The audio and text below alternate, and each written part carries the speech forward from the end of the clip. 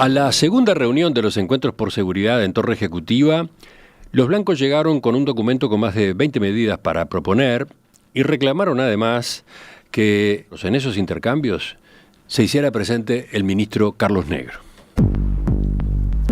Los nacionalistas consideraban que el diálogo tenía que arrojar medidas concretas que dieran respuesta inmediata a problemas de seguridad, pero el plan que estaba impulsando el gobierno se había concebido con otros plazos. El jueves pasado, cuando finalmente se hizo la presentación oficial, las autoridades enfatizaron que el Plan Nacional de Seguridad Pública no es una lista de medidas, como era costumbre en administraciones anteriores, sino una nueva forma de gestionar esta materia, que va más allá del Ministerio del Interior y que plantea políticas basadas en evidencia. Nada está escrito en piedra, dijo, sin embargo, el ministro Negro, porque, según explicó, se irá evaluando y modificando, aprendiendo de lo que se haga. Después de la divulgación del documento, ustedes saben, las primeras reacciones de la oposición fueron de rechazo. Y ahora, cuando ya pasaron unos días, ¿qué análisis realizaron en la oposición de la propuesta? ¿Contempla algunas de sus iniciativas?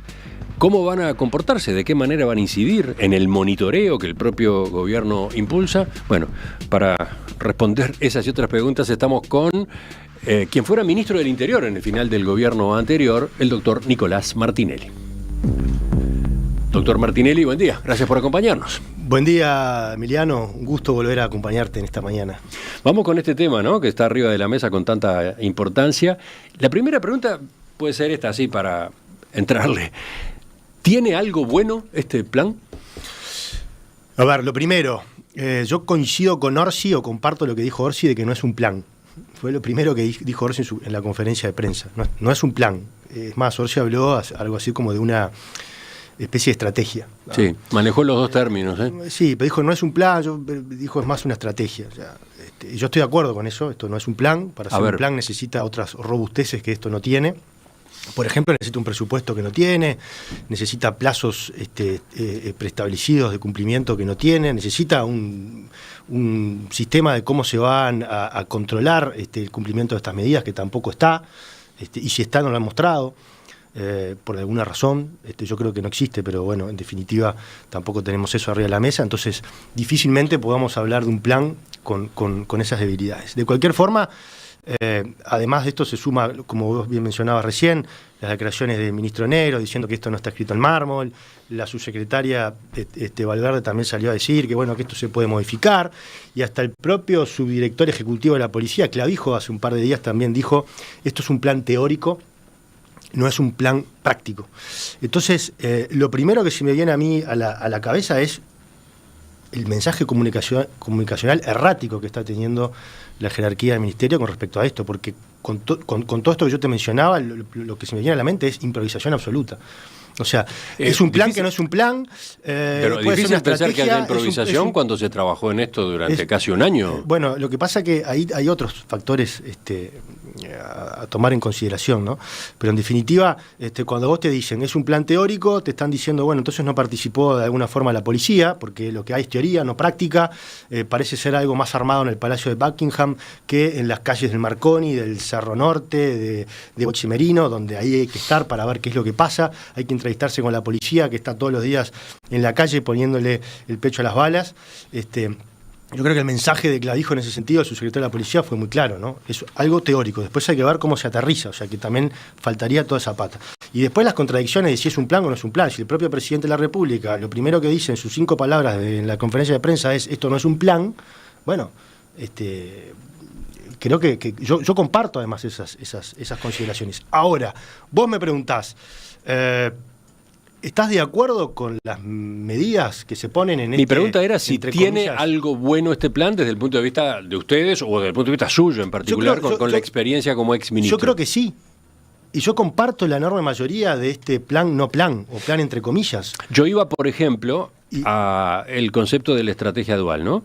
Cuando usted era ministro, enfatizaba mucho que se encaraba la seguridad pública de ese modo, reprimiendo el delito pero también trabajando en sus causas, ¿no? Totalmente. El texto el documento del Plan Nacional de Seguridad Pública, dice en un momento, comillas, el modelo uruguayo supone una acción firme del Estado frente al delito y al mismo tiempo extensión de las políticas de prevención. Totalmente. Es el enfoque dual, dicho de otra forma, que es un poco la costumbre que ha tenido el gobierno, un poco cambiarle los nombres, cambiarle las palabras a las cosas, pero es más de lo mismo. Por eso cuando varios miembros de la oposición han dicho esto es más de lo mismo, se refieren a eso. O sea, el enfoque dual incluso lo mencionó en campaña política tanto Orsi como Delgado. Ambos hablaban del enfoque dual, o sea que fue una política que penetró en la opinión pública, en la política, en la prensa, y que vino para quedarse, porque aprendimos del pasado, de los errores del pasado, donde descubrimos que durante un periodo de tiempo que gobernaban los partidos tradicionales, del 85 al 2005 se pararon solamente en la represión y no en las causas, entonces el delito igual creció moderadamente porque la represión ayuda a contener, pero el delito igual crecía, y después del 2005 al 2020 aprendimos que si nos paramos solo en las causas y no reprimimos, porque la palabra represión es mala palabra, o lo era al menos para la izquierda, entonces los delitos aumentan exponencialmente. ¿Por qué? Porque el trabajo en causa lleva muchos años. El resultado del trabajo en causa lleva muchos años. Entonces, si vos no tenés algún elemento que contenga el crecimiento, como es la represión o el trabajo policial, se te va a hacer muy difícil. Por lo tanto, hay que abordar los dos ejes que son parte de una misma solución. Por un lado, trabajar en la disuasión y la represión policial, y por otro lado, trabajar en las causas. Y este documento, como tú bien decías, tiene o separa precisamente en estos ejes, pero además separa en una cantidad enorme, yo te diría que el 80% del documento, o quizás más, en medidas que ya se venían implementando el gobierno anterior. Por ejemplo, yo me anoté acá, para que veas que el tema es que me lo estudié, habla, en 15 oportunidades aparece la palabra fortalecer entre las propuestas, aparece la palabra mejorar, ampliar, actualizar, reforzar, expandir, consolidar, aumentar. Si todo eso aparece, es porque vos ¿qué querés hacer? Querés fortalecer algo que viene de antes, querés mejorar algo que viene de antes, querés actualizar algo que viene de antes, querés reformar algo que ya existe. Entonces, eso es la prueba más fehaciente de que esto es un documento que en definitiva contiene en su enorme mayoría medidas que se venían implementando de antes. Después le podrán cambiar el nombre, después lo podrán matizar diciendo que no, que esto es un plan nuevo y lo querrán vender en el relato de esa forma, pero en definitiva lo que es también es un reconocimiento a que el gobierno anterior venía haciendo bien las cosas. De hecho, es un reconocimiento a que el gobierno anterior fue el único gobierno de la salida de la democracia hasta el día de hoy que logró frenar el crecimiento de los delitos y lograr una tendencia de la baja de 4 años consecutivos. El año pasado, que es un año medio compartido, por así decirlo, se suma como el 5º año consecutivo de bajas de delito, lo que confirman ya una tendencia que se inició por el año 2021. Entonces, si existe efectivamente una especie de reconocimiento a líneas de acción que se siguieron en el gobierno anterior, ¿cuál termina siendo la actitud de ustedes frente al plan? Bueno, a ver, yo te lo vengo diciendo. ¿Deberían darle la bienvenida? Bueno, desde mi lado, yo no puedo hablar por todo mi partido, ni por todos los de la oposición, ni por la coalición republicana. Yo hablo por mí. Yo creo que, como te decía, hay un montón de medidas, la enorme mayoría que vienen de antes. O sea, yo no puedo decir que no estoy de acuerdo con algo si las medidas que me están implementando o me están proponiendo son las mismas que yo hacía antes. Tengo que tener coherencia. Sí. Entonces, ahora, el gran problema o el gran diferencial de si esto se va a poder llevar adelante o continuar llevando adelante es el liderazgo. Ahí es donde está la clave. ¿Por qué?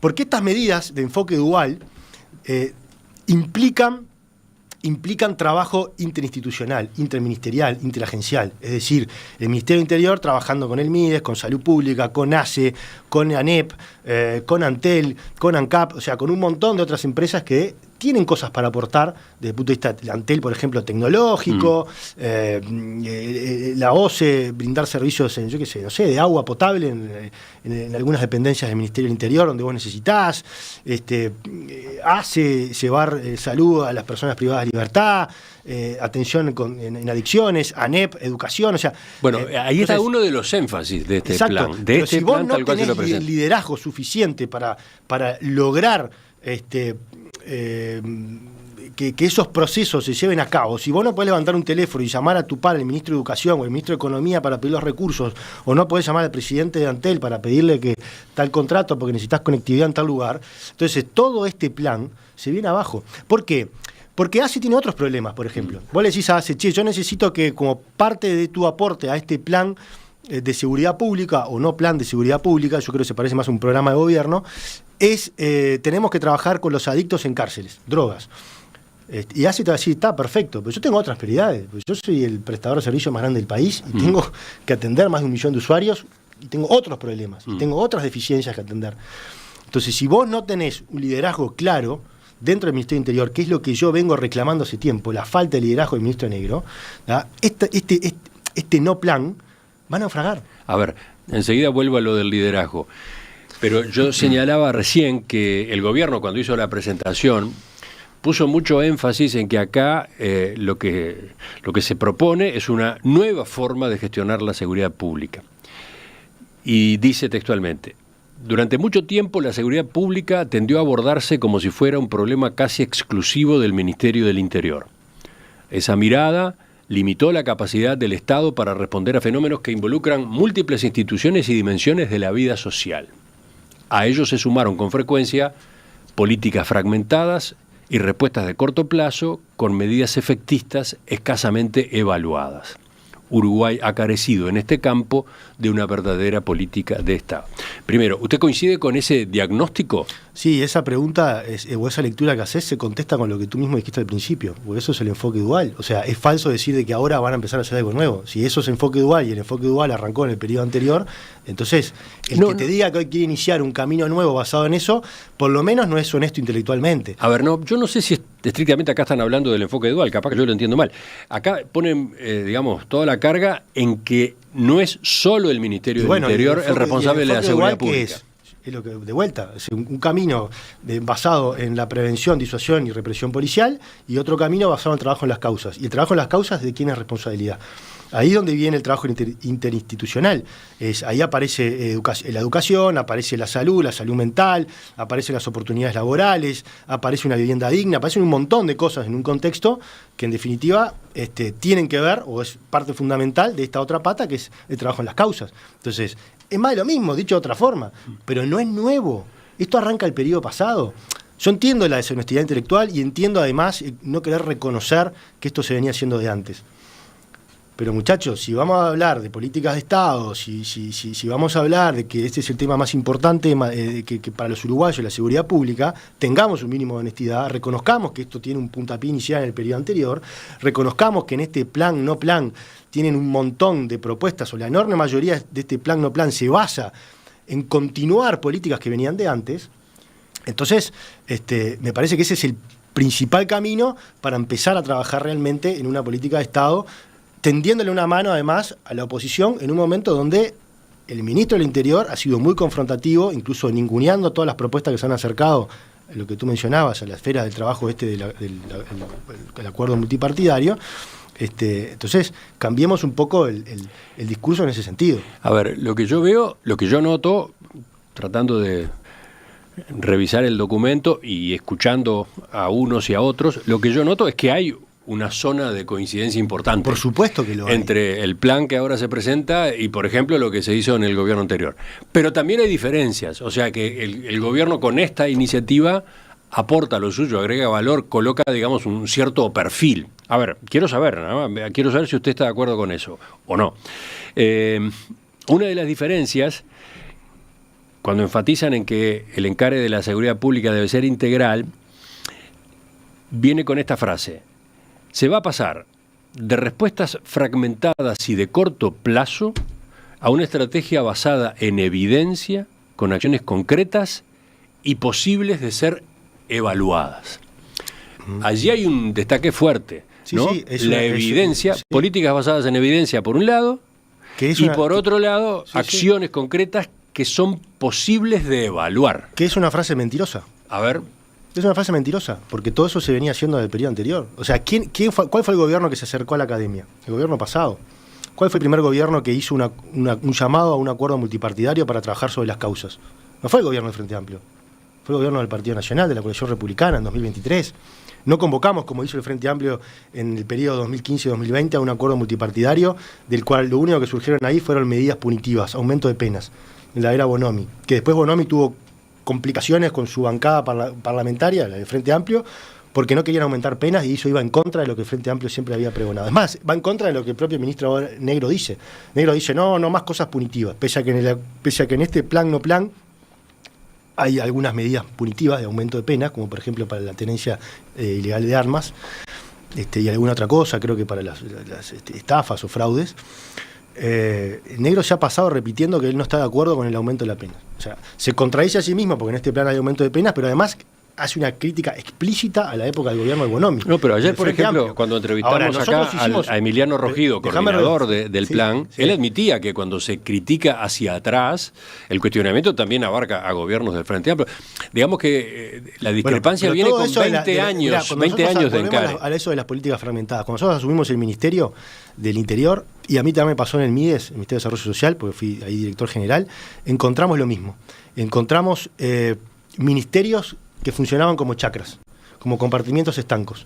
Cada grupo de poder del Frente Amplio tenía su chacra y trataba de llevar adelante sus programas, incluso de forma repetida. Eso pasaba en el MIDES y lo mismo pasaba en el Ministerio del Interior. O sea que nosotros cambiamos esa lógica de trabajo, precisamente. Empezamos a trabajar con una policía que compartiera datos. Generamos sistemas informáticos, tecnología, para que todas las unidades, por ejemplo, de drogas departamentales, que las habían desmantelado en el gobierno del Frente Amplio, nosotros las volvimos a poner en funcionamiento, empezaron a compartir su información de lo que trabajaban en el microtráfico en una fuente que manejaba la Dirección Nacional de Drogas, para que después empezaran a componer cuáles eran las bandas de crimen desorganizado que funcionaban en Uruguay. El primer gobierno que logró mapear cuáles son las bandas de crimen que funcionaban en Uruguay fue el gobierno de la calle Pou. Hasta ese entonces no tenían ni la menor idea cuáles eran las bandas que funcionaban. Y por eso fue Heber la primera vez al Parlamento, capaz que vos te acordarás, que en una sesión que pidió, obviamente, que fuera secreta, informó de la existencia de aproximadamente en aquel momento unas 47 bandas. ¿Tá? Eso fue posible gracias a que se empezó a trabajar en equipo. Antes no se trabajaba en equipo. Entonces, eso de trabajar en forma fragmentada es un resabio de la época del Frente Amplio. No así. Y después mencionás en ese pasaje otra cosa que tenía que ver con las políticas basadas en evidencia. A ver, nosotros empezamos a trabajar el programa PIA, Programa de Inclusión Asistida, que este gobierno lo desmanteló y que tenía que ver con trabajar con la Universidad de Montevideo en un plan piloto con personas que están privadas de libertad, próximas a salir, y darles la oportunidad de que tuvieran una tarjeta con monto de dinero para que no salieran con una mano atrás otra adelante, y una tarjeta para boletos de ómnibus. Este programa ha funcionado en otros países del mundo y apunta directamente a bajar la reincidencia carcelaria. Bueno, la evidencia de este programa indicaba que en el primer mes se lograba bajar la reincidencia cerca de un 22-23%. Pero que después perdía fuerza porque le faltaba músculo, le faltaba más plata, le faltaba más técnicos para que le hicieran seguimiento a cada una de las personas privadas de libertad que ya habían recobrado su libertad. ¿Qué hace este gobierno? Una política basada en evidencia la desmantela. Entonces, está muy linda la letra, está precioso el documento, sí, armado por académicos, para académicos, que leerlo es complicado, no lo entiende la ciudadanía, no lo entiende la policía, no lo entienden los periodistas, no lo entienden los políticos, lo entiende un académico y otro académico. Ahora, toda esa letra hermosa, después en la práctica, si no hay liderazgo, no sirve para nada. Y si en los hechos, o mejor dicho, en la teoría, este texto dice una cosa, pero en los hechos después existe otra realidad, entonces tampoco sirve. Porque si vos me vas a decir que vas a basar la política en evidencia, y yo después tengo ejemplos para decirte donde vos la evidencia, o tenías programas que estaban basados en evidencia y los desmantelaste, entonces no me digas que vas a bajar tus políticas en evidencia, porque me está faltando la verdad, a mí y a toda la ciudadanía. Y eso es lo que yo creo que viene pasando en el discurso, tanto del ministro Negro como de algunas autoridades del Ministerio del Interior, que son contradictorios, que te dicen que van a hacer una cosa de una forma, pero después en la práctica hacen otra. En cuanto a la tendencia a trabajar en políticas basadas en evidencia, hay dos partes, ¿no? ¿Qué evidencia tienen detrás las políticas que se decide aplicar, ¿no? ¿Qué experiencias hay con esas políticas, por ejemplo, en otros países, en otras ciudades?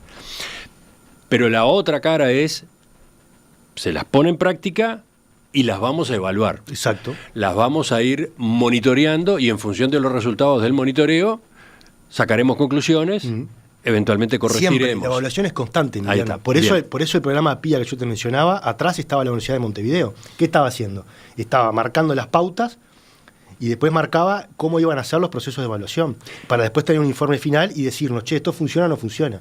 Ese ejemplo que usted maneja creo que está interesante. ¿Puedo poner otros?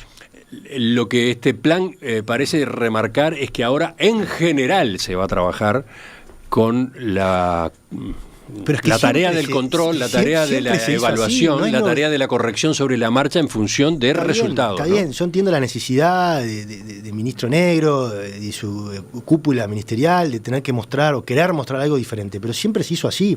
¿Cuál fue el primer gobierno o el primer ministerio del Interior que acercó a la academia? Esto es reconocido por todos, ¿no? O sea, Rogido trabajó en el periodo anterior con nosotros haciendo el informe de los homicidios. Sanjurjo hizo la convocatoria del acuerdo multipartidario. Ana Viña hizo el libro blanco el periodo anterior. ¿Qué era eso? Eso es trabajo con academia, con evidencia, con Ana Viña hizo el libro blanco del sistema carcelario. Del sistema carcelario, o sea, y hay otra cantidad de informes que se han hecho también. Hay un equipo de la UM que trabajó también con el tema del uso de las tobilleras, si sirven o no sirven. O sea, hay una cantidad de informes académicos que hicieron en ese momento y se trabajó basado en la evidencia, porque así es como yo entiendo que se tiene que trabajar. Entonces, a diferencia, por ejemplo, volviendo al MIDES, a mí el MIDES me pasó lo contrario. Yo te decía, había muchos programas superpuestos porque cada uno de los directores, dependiendo de si era socialista, el MPP o comunistas, tenía su programa. Y todos querían, lo que sé, trabajar con la juventud. Entonces cada uno tenía un programa para trabajar con la juventud que se superponía. Bueno, en aquel momento el propio director de Frente Amplio, de la Dirección de Evaluación y Monitoreo del MIDES, decía precisamente esto, que había un montón de programas que se habían creado sin evaluación, sin tener ni siquiera la más mínima medición de cuál es el objetivo a cumplir y cuáles son los parámetros para medirlo. Entonces, eso pasaba en el gobierno del Frente Amplio, no pasó en el gobierno pasado. Nosotros siempre trabajamos sobre la base de la evidencia y de los resultados. Yo te decía el ejemplo del PIA, pero hay otros. Hay un ejemplo muy claro que tiene que ver además con la policía en campo y trabajando en práctica, que es la evidencia internacional indica que cuando hay presencia policial, en ese lugar los delitos bajan. ¿Por qué te crees que nosotros cambiamos lo que venía haciendo el Frente Amplio en la época de Bonomi, que era, ¿te acordás de los operativos Saturación? ¿Qué era el operativo Saturación? Iba la policía a un barrio, a una hora determinada, generalmente llegaban a las 6 de la mañana, rodeaban el barrio, le pedían cédula a todo el mundo que entraba y salía de ese barrio, hacían algunos allanamientos y a las 3 de la tarde se iban. Eso no sirve, eso es humo. ¿Qué hicimos nosotros? Bueno, vamos a implementar los operativos de intervención. ¿Qué son los operativos de intervención? Nosotros íbamos al barrio, sofocábamos la violencia que había y nos quedábamos en el barrio. La presencia policial era permanente, pero además, una vez que estábamos ahí, abríamos los tentáculos, y acá viene esto, el enfoque dual, abríamos los tentáculos a través directamente del Ministerio o a través de Convivencia Ciudadana con otras reparticiones públicas. Hablabas con el Ministerio de Vivienda, hablabas con la Intendencia, hablabas con la ANEP, hablabas con organizaciones públicas o privadas que operaban en el barrio, con algunas ONG del barrio. ¿Para qué? Para tratar de aplacar completamente los focos de violencia que había ahí. ¿Y sabés qué? Dio resultado. ¿Hace cuánto que no escuchás de lo que pasó en Villa Española? Tuvimos 2 meses el barrio intervenido en Villa Española. Y los vecinos, que venían de una policía a la que les costaba confiar, porque la policía de un ratito y se iban, empezó a confiar porque empezó a ver que la policía hoy estaba, mañana estaba de vuelta, pasado estaba de vuelta. Entonces, bueno, pues yo le voy a contar a la policía que yo sé quién es el que tiene la boca, y yo sé cuál es la moto que usa, yo sé cuál es el auto que usa, yo sé cuáles son las casas que usan, y yo sé con quién se relaciona, porque sé que al día siguiente la policía va a estar acá de vuelta para protegerme. Entonces eso sirvió para desmantelar un montón de focos que vos ves ahora, y ahí vengo al ejemplo, que está todo incendiado de vuelta. Todos esos barrios que nosotros habíamos trabajado, La Cruz de Carrasco, Marconi, Boiximerino en su momento. El único barrio cuando yo me fui como ministro que lo teníamos realmente complicado era Cerro Norte, Villa Española. Todos esos barrios habíamos logrado. Ahora tenés todo Montevideo incendiado. No hay un foco, hay decenas de focos. Ahora, y eso desgasta a la policía. El otro día me compré un ejemplo muy claro. La policía estaba en Cerro Norte, tuvieron que irse a Boiximerino, la Guardia Republicana estaba en Cerro Norte, tuvieron que irse a Boiximerino para atender el foco que tenían en Boiximerino, porque en Boiximerino ahora los balazos están baleando los blindados de la policía, nada más y nada menos que se le están animando a balear a la policía, directamente. ¿Qué hicieron en Cerro Norte? Mandaron al PADO. Obviamente que la mayoría de los del PADO declararon parte enfermo, porque no se sienten con las herramientas suficientes para ir al cerro, a un lugar que es complicado. Cuando usted habla de lo que hicimos, lo que se hizo en el Ministerio del Interior en el periodo pasado, se refiere a su gestión, básicamente. Este enfoque no fue, este que usted está describiendo, este con el cual usted está poniendo tanto calor, no fue el que caracterizó al Ministerio del Interior durante los 5 años. Bueno, sí hay... se corrigió sobre la marcha, ¿no? Se corrigió sobre la marcha, se maduró sobre la marcha, eso es cierto, pero no te olvides que Larrañaga creó el Plan Dignidad. Y no te olvides que Larrañaga inauguró la primera oficina del MIDES en el CONCAR. Durante los 15 años del Frente Amplio, el MIDES nunca puso un pie en las cárceles. No, está bien. Entonces, pero yo me refiero a esta política de basarse en evidencia, evaluar, controlar. Y bajo la tutela de Heber se hizo el acuerdo multipartidarios vinculado a las causas. Yo lo que hice fue, obviamente, que le puse músculo, pero además le puse este nombre, este paraguas de enfoque dual, que fue el que permeó para que toda la ciudadanía, la policía, la prensa, los políticos pudieran entender de qué estábamos hablando. ¿No? Entonces, con esto nosotros resumíamos la experiencia, como yo te contaba al principio, de muchísimos años en Uruguay, de políticas poco exitosas en el combate al delito. ¿Por qué? O porque un gobierno se paraba en una pata o el otro se paraba en la otra, pero nunca se trabajaba sobre los dos ejes. Entonces lo que hicimos fue eso, fue pararnos sobre los dos ejes, empezar a trabajar firme sobre esos ejes, basado obviamente en evidencia, preocupándonos por los dos ejes por igual, porque los dos ejes tienen mucho para aportar. Uno ayuda a contener el delito y el otro ayuda a bajarlo sostenidamente, desde el punto de vista del trabajo en las causas, y le pusimos este marco que se llamó Enfoque Dual. Acá hay un libro que usted trajo, lo tiene acá arriba de la mesa, se llama así, ¿no? Enfoque Dual hacia una política de Estado en seguridad pública. Exactamente. ¿Este libro ya está circulando? Este libro es un resumen de lo que se hizo en los 5 años en el Ministerio del Interior, en la gestión pasada, y que prácticamente, si vos lo mirás, es muy accesible y fácil lectura.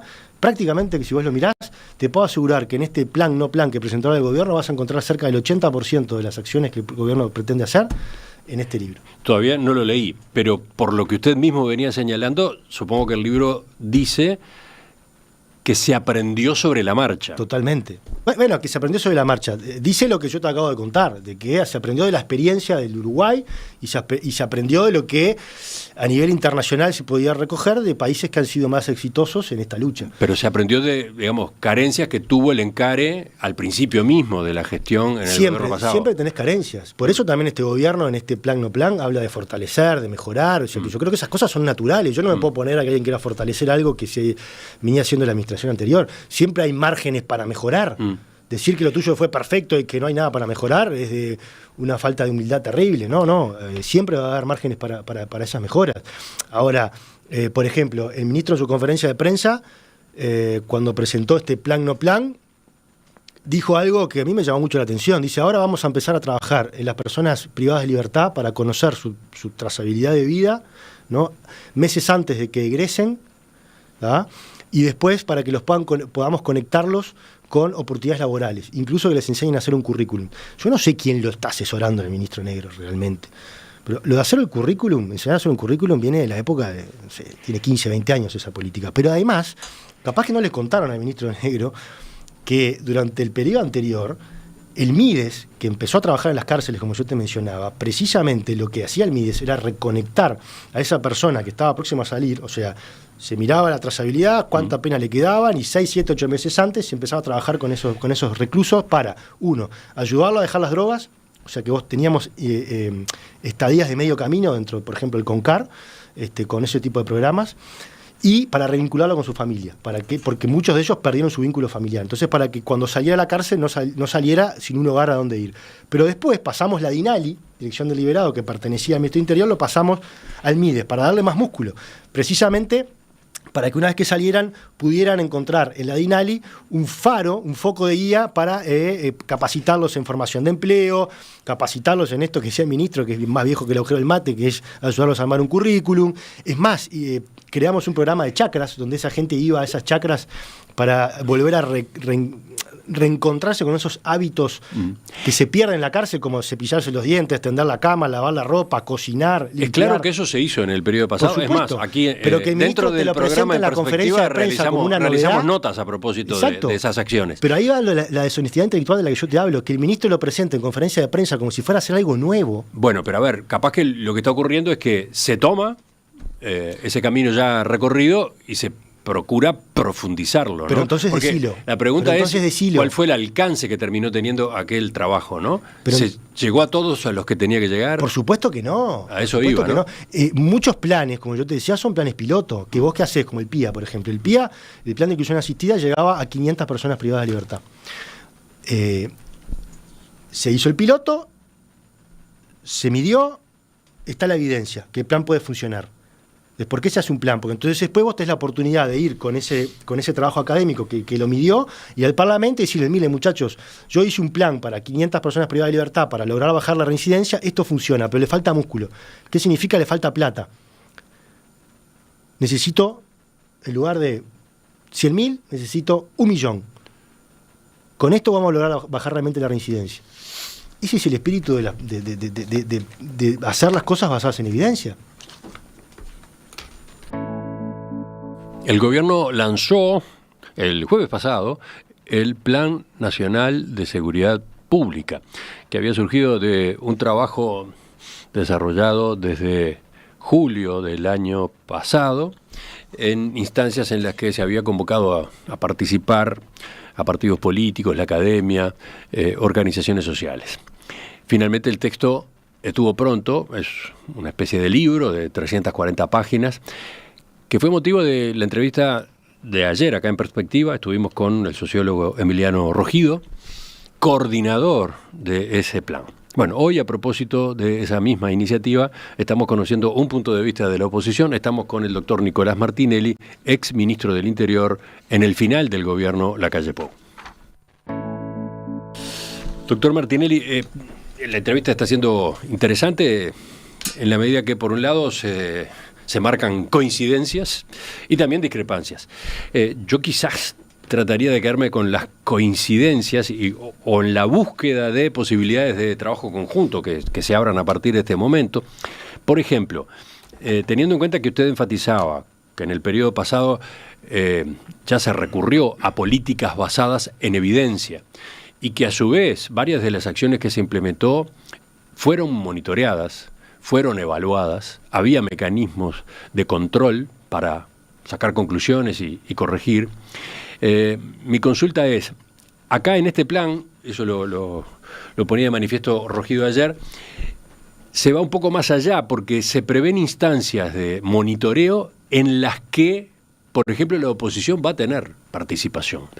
Se va a trabajar de manera abierta, se insistía con ese concepto, para que otros actores también vayan siguiendo lo que el plan establece. ¿Qué le parece esa idea? Me parece genial, pero por ahora es solamente teoría. No conocemos en ninguno de estos documentos que se han presentado hasta ahora cuál va a ser el sistema de evaluación y cómo se va a evaluar este supuesto plan. O sea que yo no sé si es algo que es una idea que tiene Rojido para aterrizarla más adelante, si la van a hacer pública, si no la van a hacer pública, si efectivamente van a hacer participar a las organizaciones o a los partidos políticos o no, o es simplemente una idea aspiracional y que después el gobierno va a terminar diciendo, che, no nos conviene que esto esté monitoreado por la oposición ni por la ciudadanía, mejor no hacemos nada, lo dejamos así. No están los instrumentos concretos, no están las metas tampoco, sin embargo no está el dinero tampoco. Hay criterios, ¿no? Por ejemplo, acá tengo en el capítulo homicidios, ¿no? Uh-huh. Objetivo específico, reducir homicidios en territorios críticos. ¿Cuáles van a ser los indicadores de impacto? Tasa de homicidios por 100.000 habitantes. Otro, aumentar el esclarecimiento. Eso es lo que se hace hasta hoy, ¿no? En cualquier país del mundo, ¿no? Aumentar el esclarecimiento y reducir la impunidad efectiva. ¿Cuál va a ser el indicador de impacto? Porcentaje de homicidios esclarecidos a 12 a 24 meses. Cortar dinámicas de escalamiento y retaliación en grupos y personas de alto riesgo de violencia letal. ¿Cuáles van a ser los indicadores? Tasa de heridos por arma de fuego por 100.000 habitantes, tasa de tentativas de homicidio por 100.000 habitantes. Eso es lo que se avanza en cuanto a la forma de Sí, son todas las mismas formas con las que se monitorea siempre. Uh-huh. La tasa de homicidios cada 100.000 habitantes y las otras que tú mencionabas son las de siempre, las estándares, las que te permiten a vos medirte también, a nivel, no solo compararte con vos mismo, sino medirte a nivel internacional, con otros países, para ver dónde estás parado. Pero además después lo importante también es las acciones para conseguir eso. Y ahí de vuelta tenés medidas que se ponen en este plan no plan, que son las mismas que se vienen implementando antes. Ahí tenés barrios sin violencia, aquello de los interruptores, ¿te acordás? Ahora hay un programa que viene con el Ministerio de Vivienda, que se llama Más Barrio, que es, bueno, eso del plan avanzar del gobierno anterior. Le cambiaron el nombre, como yo te venía diciendo, a un montón de cosas le cambian el nombre y lo relanzan como si fuera algo nuevo. No hay nada nuevo, nada nuevo. Por eso, volvemos al principio, ¿cómo no estar de acuerdo con algo que en su enorme mayoría empezamos a implementar nosotros? Claro que estoy de acuerdo. Vos me decías, quedémonos en las coincidencias. Sí, probablemente haya más coincidencias que diferencias. Ahora, todo este plan, que me parece que el gobierno se termina sacando una piedra en el zapato, porque generó una expectativa tremenda sobre esto. Todos pensamos que iba a haber alguna medida, bueno, no sé, van a poner una medida tipo, la idea de volver a los allanamientos nocturnos, o que volver a tratar de votarla para que esto salga, que es una herramienta que la policía necesita, o la cadena perpetua revisable, no sé, algo distinto. No fue nada. Fue más de lo mismo. Pero hay medidas nuevas. Entonces, ¿no? Hay medidas nuevas. Tenés un plan que lo mandan al Polo Rojido a defenderlo, que está borderline entre pasar la pata y empezar a hacer una defensa política de este plan no plan y seguir en su perfil más técnico. Si se pasa a la defensa política, pierde credibilidad como académico. El resto de las autoridades parecen que no están muy cómodas defendiéndolo. Lo presentan antes de Semana de Turismo. ¿No te parece curioso eso? Porque cualquiera que sabe de comunicación política te dice, mirá, antes de turismo, antes de la fiesta, presentá malas noticias. O sea, si vas a subir la nafta, hacelo antes de turismo. Si vas a subir la nafta, hacelo antes de Navidad o antes de Año Nuevo, porque la gente está en otra, se fue de viaje. No presentás un plan no plan, que se supone que es tu megaproyecto de seguridad pública, el tema más sensible y que más le importa a la gente, el día antes que la gente se va de vacaciones o ya se fue de vacaciones. Lo que querés es que pase bajo el radar. ¿Por qué querés que pase bajo el radar? Y porque era una piedra en el zapato. Era algo que había que hacer, que el gobierno cuando asume en 1 de marzo se dio cuenta que no tenía un rumbo vinculado al tema de la seguridad pública. Para ganar tiempo dijeron, bueno, vamos a convocar a un gran diálogo, con eso ganamos tiempo, generar una expectativa tan grande que después se desinfló, porque no hay novedades. Bueno, hay novedades, a eso iba. A ver, ¿cómo las observa usted? Por ejemplo, en materia de cárceles, y eso lo enfatizaba ayer Rojido, se introducen instrumentos nuevos. En particular, se va a potenciar las medidas alternativas a la prisión. Lee el libro que yo escribí. O sea, que no vaya a la cárcel necesariamente alguien que cometió un delito, que haya otras posibilidades de, entre comillas, castigo, pero que no alimenten la sobresaturación del sistema, que no alimentan la posibilidad de que en la cárcel la persona que va presa se termine convirtiendo en un delincuente o avance en sus conocimientos sobre delincuencia, ¿no? No es nuevo. Se va a enfatizar en eso. Segundo, se crea una fiscalía dedicada a la violencia dentro de los establecimientos, por ejemplo. Eso sí es nuevo. Esa la destacaba especialmente Rojido. Esa sí es nueva, la anterior no es nueva. La anterior nosotros hicimos una reestructura de lo que hoy es la DINAMA, que es la Dirección de Medidas Alternativas, y ahí creamos justamente un sistema, yo lo resalté muchas veces sobre el final de mi periodo, ¿sí? Y creamos un sistema de control biométrico que vos le das un celular a la persona que está liberada para que cumpla las medidas alternativas en su casa sin tener que ir preso, pero con más control policial. ¿Qué es lo que pasa hoy? ¿Por qué a veces los jueces mandan gente para la cárcel? Porque es muy difícil controlar la medida alternativa fuera de la cárcel. Lo controla la policía, que tiene que ir determinadas cantidades de veces en el día a revisar si la persona efectivamente está en el lugar donde la dirección que dio para cumplir su medida. Y eso implica un esfuerzo enorme de vehículos y de personal policial que en lugar de estar destinado a patrullar las calles y a cuidarnos, está destinado a controlar esa medida. Y es absolutamente imposible cumplir con, siquiera en algunos casos, poder ir una vez al día a ver si la persona está o no está en la casa para cumplir esas medidas. Por eso, a través de la tecnología, nosotros, el Ministerio del Interior desarrolló una herramienta propia, que es un sistema de control biométrico, le das un celular, se lo lleva para la casa, el celular está georreferenciado, y determinada cantidad de veces al día, de acuerdo a cómo vos lo programes el teléfono va a sonar y la persona tiene que atender la llamada y poner su cara. Entonces, con el control biométrico y sabiendo dónde está geolocalizado, vos podés controlarlo. Y te evitás y te ahorrás no solo recursos humanos, sino además un montón de recursos financieros, que un patrullero tenga que ir tantas veces al día a controlar si esa persona está ahí o no está ahí, y podés destinar ese recurso humano a donde tiene que estar, que es a patrullar las calles. Entonces, Eso también genera confianza en el sistema de judicial para poder empezar a enviar más gente a medidas alternativas cuando así lo consideren y no optar permanentemente por enviarlos a prisión. Entonces, esto no es nuevo, ya existe. Ya existe. O por lo menos estaba la posibilidad, si lo están usando o no lo están usando, no lo sé. No, pero también supongo que esto requiere hasta modificaciones legales, ¿no? En este caso no, nosotros lo habíamos empezado a implementar. Se había desarrollado el proyecto, lo inauguramos, lo lanzamos y se está implementando. Obviamente, como todo, puede mejorarse, puede ajustarse, pueden ponerse más aplicaciones a ese teléfono que se necesiten, lo que sea, pero teníamos un convenio con Antel, por eso yo te decía hoy al principio de la importancia del liderazgo. Antel aportó los teléfonos, hicimos un convenio con ellos. O sea, me refiero a cuando efectivamente el juez está en condiciones, tiene criterios para definir que la medida no es la prisión. Ahí va la capacitación que a veces tenés que hacer con fiscales y jueces, demostrar la herramienta, demostrar cómo funciona, generar la confianza necesaria para que los jueces confíen y digan, ok, me quedo tranquilo de que si yo mando a esta persona que la iba a mandar presa, pero que no tenía por qué mandarla presa, ahora con este sistema que yo confío, la voy a mandar para la casa. La Fiscalía Penitenciaria, usted mismo lo decía, sí es una novedad. Se crea una capacidad fiscal especializada en el ámbito penitenciario para investigar de forma sistemática los delitos cometidos intramuros, enfrentar economías ilegales y mejorar la respuesta institucional frente a hechos graves con resguardo de derechos. Ahí sí, usted es una medida nueva que me parece saluda, que la considera positiva. Sí, me parece súper interesante, claro que sí. Después, hablando de novedades, en el capítulo homicidios, ahí también aparecen alternativas que no habían estado sobre la mesa. Por ejemplo, un mayor control de armas y municiones. ¿Qué le parece esa línea de trabajo?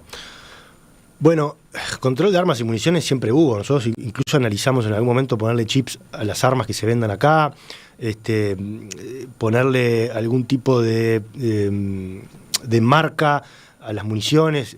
El problema es que Uruguay, como es un mercado tan pequeño, las fábricas no te hacen eso. Tenés que hacerlo vos acá localmente. Una vez que las municiones llegan, vos tenés que hacer el trabajo ese y eso genera costos bastante importantes que ninguna empresa después que venda estos productos está dispuesta a hacerlo. Acá lo que se busca, dice el documento, es reducir la disponibilidad efectiva de armas y municiones en contextos de violencia grave, en algún momento, fortalecer la trazabilidad, el control integrado y la auditoría institucional. Todo eso se hizo. Nosotros a través de la DIGEF hicimos controles de las armerías también, hicimos un montón de investigaciones vinculadas al tema de las armas, incluso a nivel de fiscalía.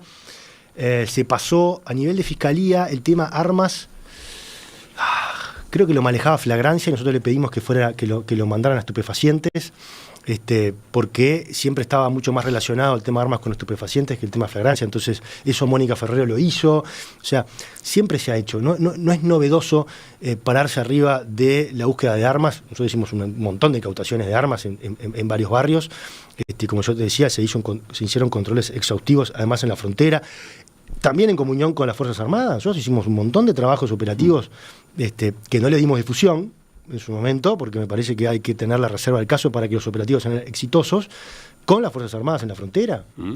Hicimos operativos en la frontera del Chuy, hicimos operativos en Cerro El Largo, en Rivera, en Artigas. O sea, estábamos 3-4 días trabajando mancomunadamente con las Fuerzas Armadas para controlar todo lo que pudiera pasar por ahí con inteligencia previamente adquirida para saber cuáles son las rutas y los caminos vecinales que se usan, y los caminos rurales que se usan.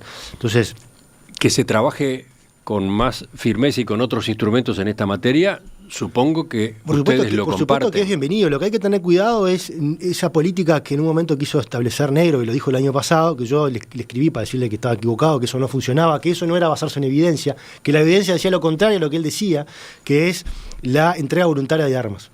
Que incluso desde el propio Frente Amplio salieron a pegarle a Negro. Me acuerdo del senador Nicolás Viera que dijo: de ninguna manera nosotros vamos a desarmar a la población civil, porque eso no funciona. Al final del día, los únicos que llevan las armas son alguno que la heredó, que la tiene en su casa, que no sabe qué hacer, va y la entrega. Pero el delincuente no entrega su herramienta de trabajo voluntariamente. Entonces, eso, la evidencia a nivel mundial, en cualquier país que se ha aplicado, te dice que no funciona. En países de África, en países de Europa, en Estados Unidos, en América tenés casos como la Argentina, Brasil, no funcionan. Entonces ahí tenés otra vez un ejemplo donde el ministro Negro, que dice que se quiere basar en evidencia, al final del día nunca se basa en la evidencia. Son palabras vacías que después en los hechos no se condicen con lo que él quiere hacer. A propósito de novedades, de qué es lo que cambia o no cambia con el plan en comparación con lo que se había hecho hasta ahora, veía hoy en la diaria lo que señala Daniel Castro, experto de CAF, Banco de Desarrollo de América Latina y el Caribe, que acompañó el proceso a nivel técnico. Bueno, él dijo que lo que se hizo en Uruguay es trascendental y está siendo visto con muy buenos ojos por organizaciones de Naciones Unidas y países de América Latina y el Caribe por su método. Es decir, cómo se pudo involucrar a toda la sociedad civil, al sistema político, a la academia, a sectores productivos y poder de alguna manera realizar una trazabilidad y ver los problemas que tenía cada uno y cómo podían aportar a la solución. Agrega, lo novedoso y lo atípico de todo esto es la metodología, cómo se elaboró el plan más allá de lo que resuelva el sistema político y cómo se lo aplica. Lo excelente de esto es que la propuesta técnica es un ejemplo para América Latina de cómo abordar un plan de seguridad con la anuencia de distintos sectores. ¿Qué dice usted sobre esta valoración? A ver, Daniel trabaja en la CAF. La CAF es uno de los sponsors principales que tiene este plan no plan. Obviamente que Daniel va a estar alineado con esto, ¿no?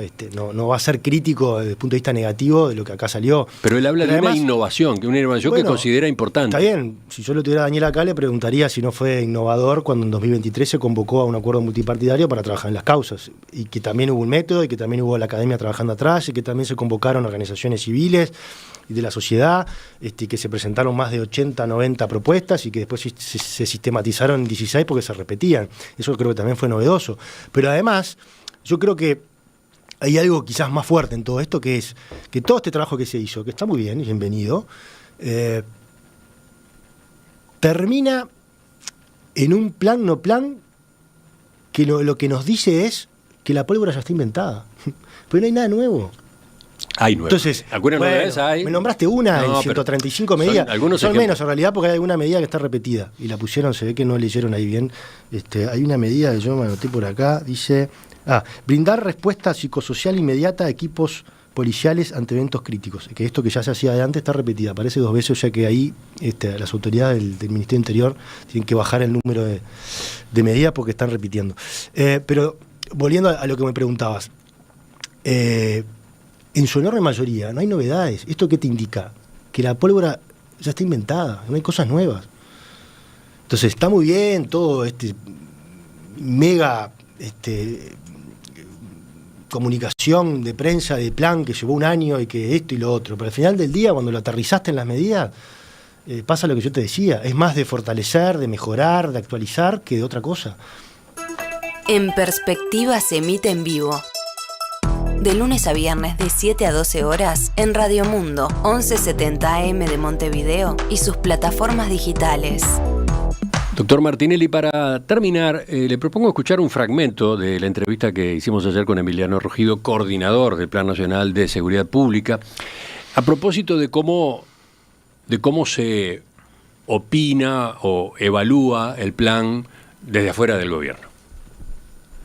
Ningún documento por sí solo transforma la realidad. Y tener un documento, tener un plan escrito, no es un objetivo en sí mismo. Es un instrumento para orientar nuestra acción y la atracción, digamos, de la realidad.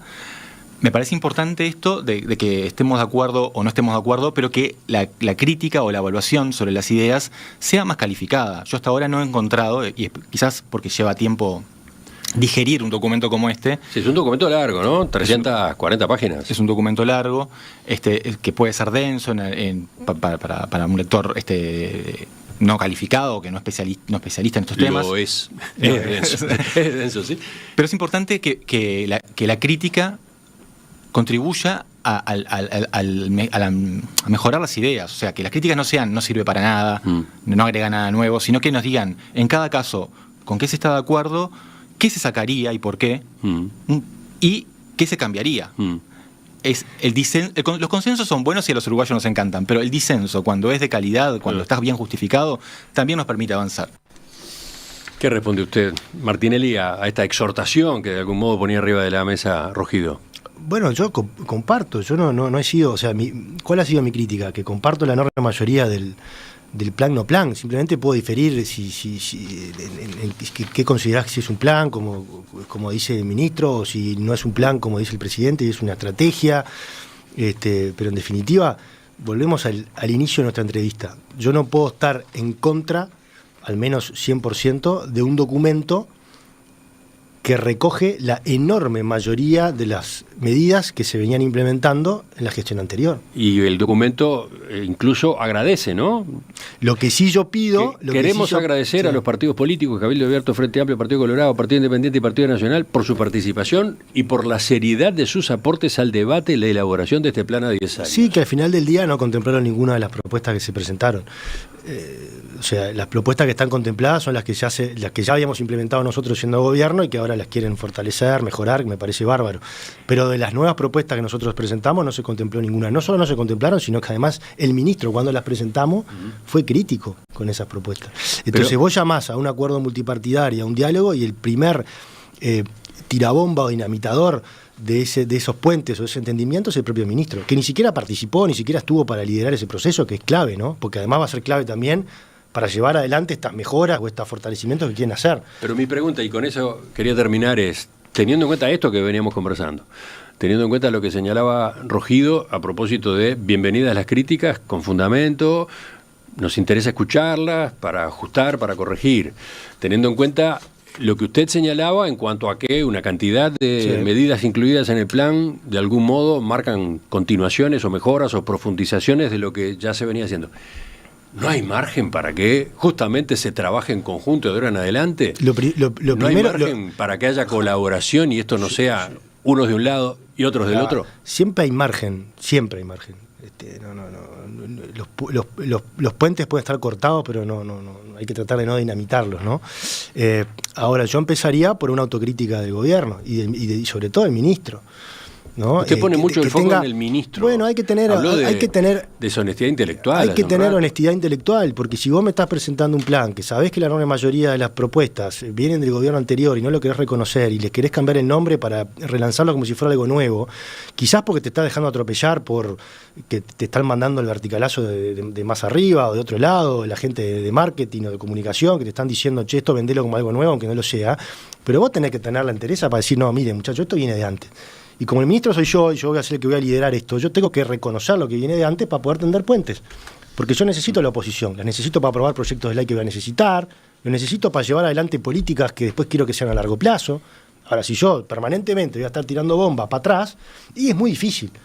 Porque entre otras cosas, como yo te decía, este plan va a poder salir adelante, o este no plan va a poder salir adelante, en función de fortalecer lo que venía, mejorar o avanzar sobre lo que venía, si tenés un liderazgo firme, porque es clave el relacionamiento no solo con la oposición, sino interinstitucional.